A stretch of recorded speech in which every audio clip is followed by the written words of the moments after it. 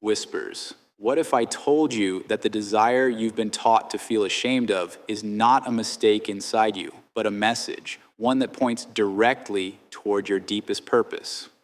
Pause.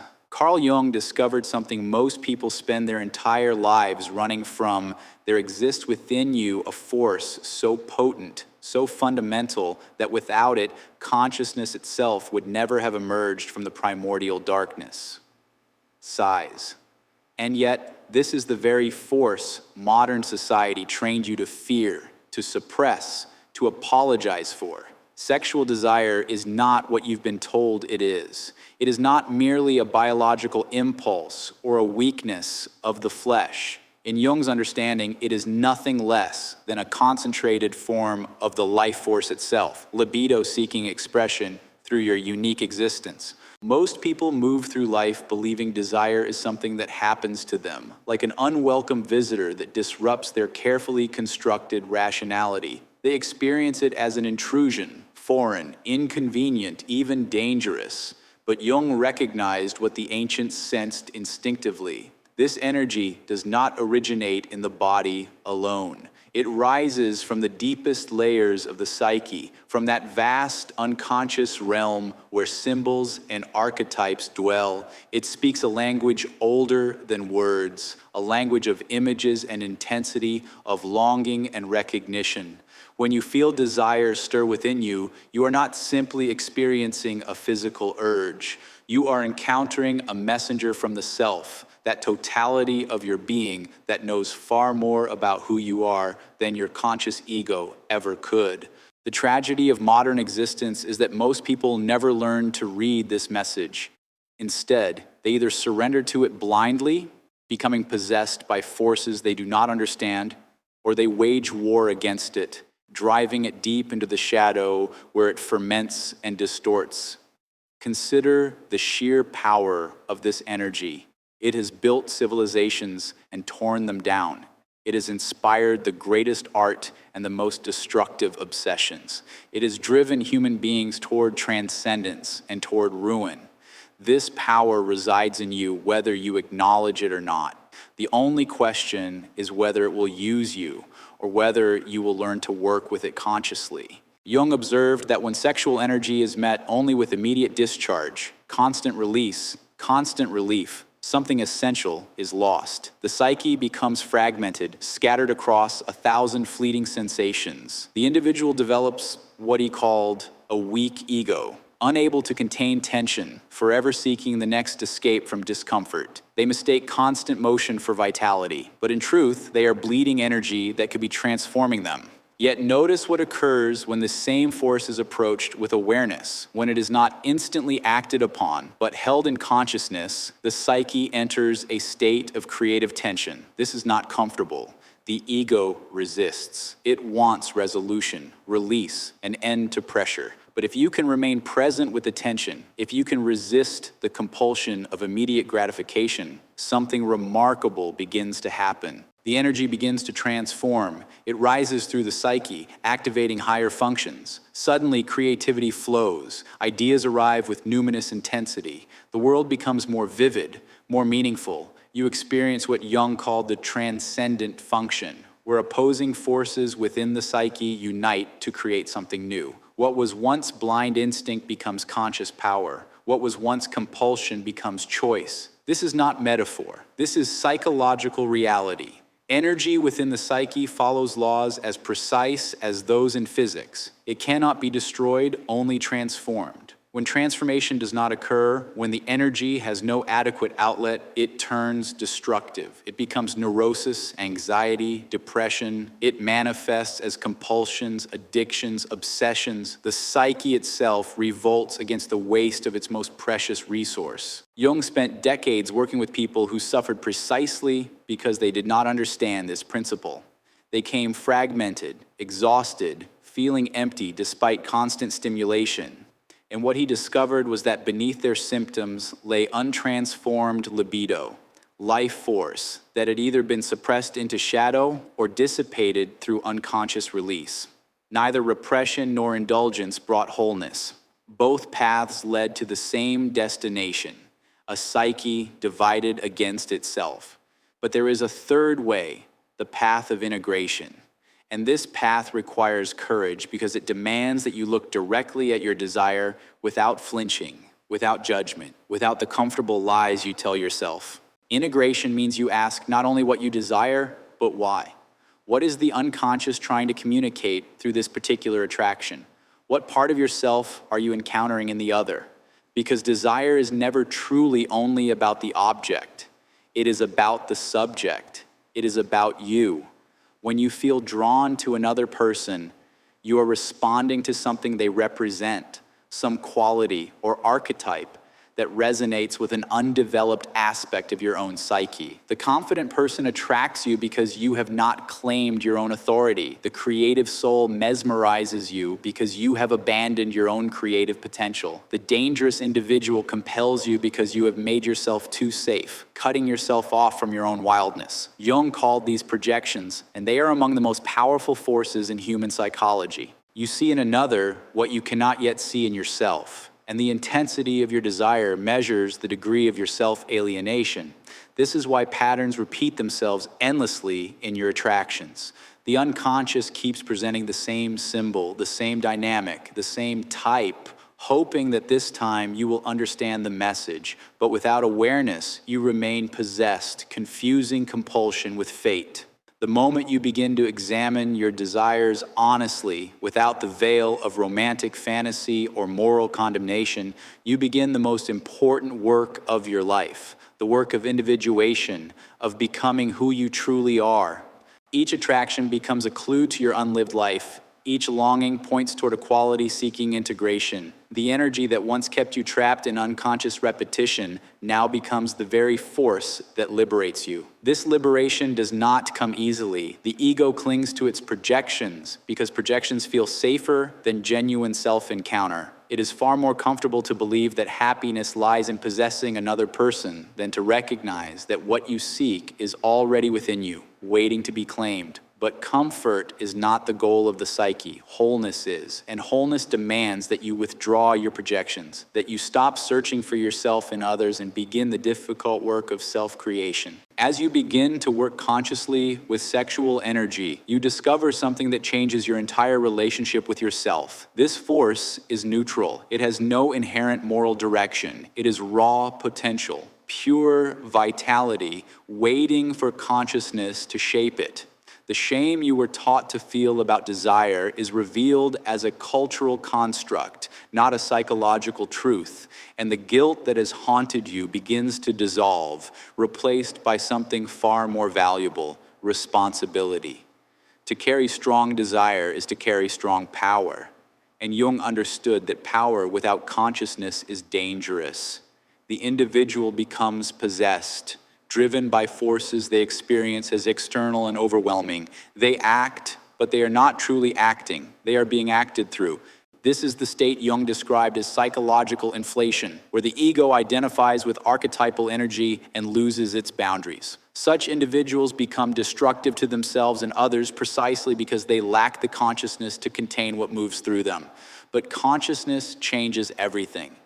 When you recognize libido as life force seeking transformation, when you understand it can be directed rather than merely discharged, the entire structure of your psyche begins to reorganize itself. You develop what Jung called a strong ego, not in the sense of arrogance, but in the sense of coherence and containment. You become capable of holding tension without fragmenting, of withstanding desire without being overwhelmed by it. This capacity for containment is the foundation of genuine strength. It is what allows you to pursue long-term goals rather than immediate gratification. It is what permits sustained creative effort rather than scattered attempts. When sexual energy is consciously directed toward meaningful work, toward the realization of your potential, it becomes an inexhaustible source of motivation. The same intensity that once pulled you outward now drives you inward toward your own becoming. Jung observed this transformation in highly creative individuals. They did not deny sexuality or pretend it did not exist. They recognized it as the fire that fueled their work. They learned to channel intensity into art, science, vision, and service. The passion that could have been consumed in endless distraction became invested in creations that outlived them. This was not merely self-control, it was alchemy, the transformation of base material into gold. Yet this alchemical process requires something few people possess: the willingness to remain in the tension of desire without seeking immediate resolution. Modern culture conditions you to avoid discomfort, to seek instant relief from any pressure. But Jung recognized that it is precisely in this tension, in the uncomfortable space between stimulus and response, that transformation occurs. The psyche reorganizes itself around higher principles. A personality matures. What was once reactive becomes responsive. What was once compulsive becomes intentional. The shadow plays a crucial role in this process. Those aspects of yourself you have denied, rejected, or never developed do not disappear. They sink into the unconscious and influence you in ways you do not recognize. Often they manifest through your attractions. The person who prides themselves on rationality becomes fascinated by the emotional and intuitive. The individual who presents as gentle is drawn to the bold, the assertive, the powerful. These are not accidents or moral failings. They are the psyche's attempt to restore balance, to integrate what has been split off. When you recognize that your attractions are often pointing toward your own shadow, a profound shift becomes possible. You can begin to reclaim these qualities, to develop them within yourself rather than searching for them through another person. The authority you desired in someone else becomes something you cultivate in your own life. The creativity that mesmerized you becomes a capacity you nurture in yourself. The intensity you chased in romance becomes the passion with which you approach your calling. This is the path of individuation, and it is inseparable from conscious engagement with libido. The self, your totality-seeking realization through you, uses every available force to push you toward wholeness. Desire is one of its most powerful tools. It refuses to let you remain comfortable in one-sidedness. It continually presents you with what you lack, what you need, what you have not yet become. Most people resist this process because it forces them to confront uncomfortable truths. It is easier to remain enchanted, to believe in fate and soulmates, to think the perfect other person will complete you. But Jung saw through these romantic illusions to the psychological reality beneath them. The person who can complete you does not exist, because completion is not achieved through union with another, but through integration of yourself. This does not diminish the value of relationship. On the contrary, when you withdraw projections, when you stop demanding that another person carry your unlived life, genuine relationship becomes possible. You meet the other as they truly are, not as a symbol or a savior. The energy between you becomes mutual recognition rather than desperate need. Connection deepens precisely because it is no longer burdened with impossible expectations. But to reach this place requires what Jung called the opus, the great work of self-realization. And at the center of this work lies the transformation of sexual energy. Every moment you choose awareness over automaticity, every time you pause between desire and action to ask what the unconscious is communicating, you strengthen your capacity for self-determination. You build the psychological musculature necessary to direct your life rather than be carried along by it. The will develops through this process, not as domination, but as conscious intention. You discover you are not helpless before desire, nor must you wage war against it. You can be in relationship with it, in dialogue with it. Desire becomes an ally rather than an adversary, a source of information about your developmental edge, about where growth is trying to occur. Jung recognized that the most vital, most creative, most fully alive individuals were those who learned this art. They integrated their sexuality rather than repressing or indulging it. The fire within them burned steadily, powering their work, informing their relationships, giving them a magnetic presence. They were not torn apart by internal conflict because they achieved what Jung sometimes describes symbolically as the intermarriage of opposites. the union of conflicting energies within the psyche. This integration manifests as a purpose that does not waver, a clarity that cuts through confusion, a capacity for sustained effort that outlasts temporary enthusiasm. These individuals know themselves not merely in the small sense of ego knowledge, but in the deeper sense of being in contact with the self. And this is why your longing is not random. It is selective, it is specific, it is meaningful. It points toward unlived potential within you. The qualities you desire in another are often qualities seeking expression through you. The intensity of your attraction measures the importance of what is trying to emerge. When you finally understand this, when you grasp that desire can function as a compass pointing toward your own becoming, everything changes. You stop running from desire and begin learning from it. You stop projecting onto others and begin integrating within yourself. The energy that once scattered you now focuses you.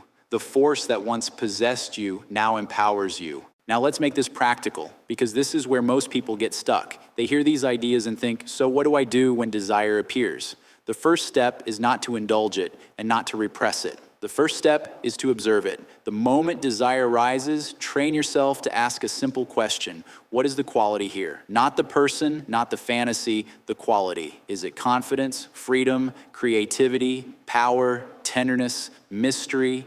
Once you name the quality, you've already weakened the spell of projection. You've turned a compulsion into information. And when desire becomes information, you can work with it consciously.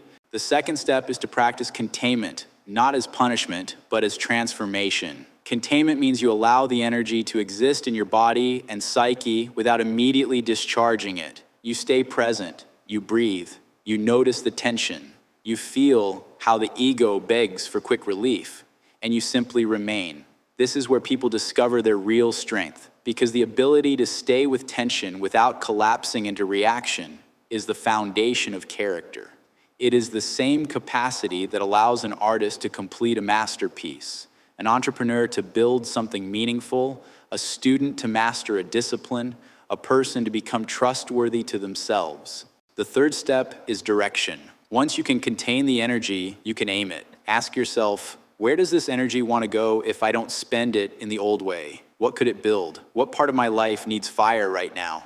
Then you move, you write, you train, you create, you learn, you have a difficult conversation, you repair what you've avoided, you begin the task you've postponed. Because libido is not only sexual, it is the psychic engine of life.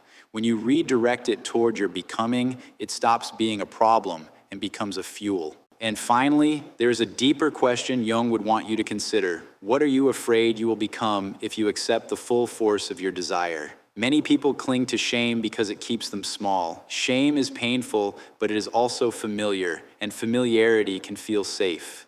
But Jung's work points towards something uncompromising. You were not meant to remain small. You were meant to become whole, and wholeness requires honesty. Honesty about your longing, honesty about your shadow, honesty about your unlived life.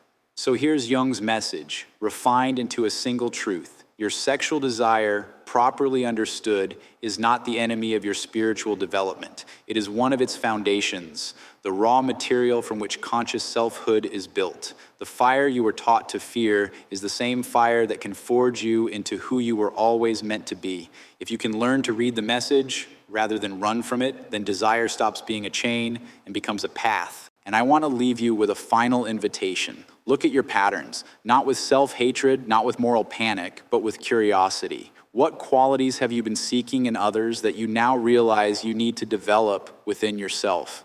What keeps repeating until you finally understand? If you can answer that honestly, you've already stepped onto the path of individuation.